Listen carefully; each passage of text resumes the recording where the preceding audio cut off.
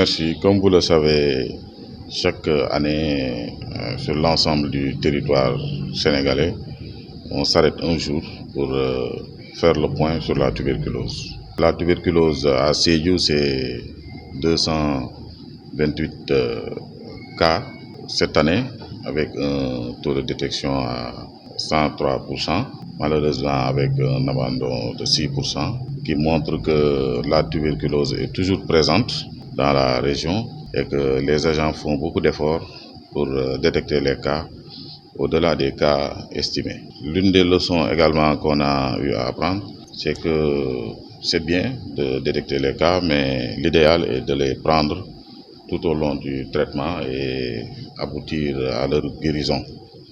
Si tel n'est pas le cas, avec les abandons, nous aboutissons à des cas de tuberculose résistants. Et ces tuberculoses résistants sont des maladies qui sont plus difficiles à soigner, avec une durée de traitement plus longue et la charge morbide est également plus importante. C'est certainement le district de Bounkiling qui est le district qui est le plus touché, mais je pense que la répartition est assez uniforme, la différence n'est pas importante. Donc ce qui est important, c'est d'aller rapidement auprès des agents de santé, faire confirmer ou infirmer le cas de tuberculose qu'en cas de signes évocateurs, notamment la toux d'entre 10 et 15 jours, qu'on puisse aller voir est-ce que c'est une tuberculose ou bien c'est autre chose. Et le garder en tête, savoir que c'est une maladie qui est toujours présente.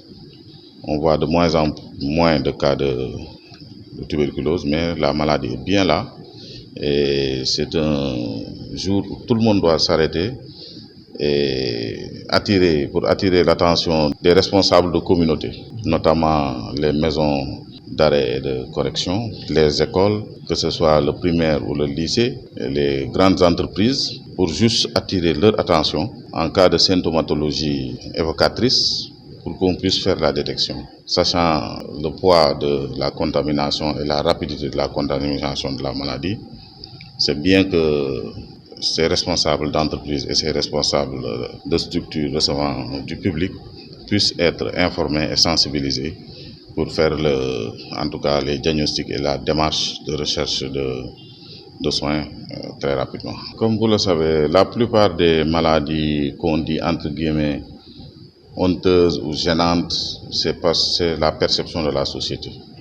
Parce que dans la société sénégalaise, on est très enclin à annoncer son diabète ou bien son hypertension artérielle, mais personne n'annonce son VIH ou bien sa tuberculose ou bien une autre maladie, son cancer. Ce sont des maladies qui sont entourées d'une certaine confidentialité et il y a toutes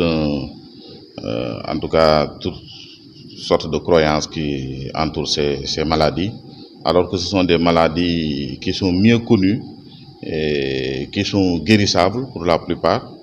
Et si on s'y prend tôt, on peut parvenir à les guérir. Et comme vous le savez, cette perception de ces maladies-là est cause de retard de diagnostic, de retard de prise en charge, et ce qui fait que la charge morbide augmente, alors que ce sont des maladies qui à la base peuvent être diagnostiquées de manière simple au niveau des régions, peuvent être traitées et le traitement est gratuit et la guérison est assurée si la prise de ces traitements est correctement observée.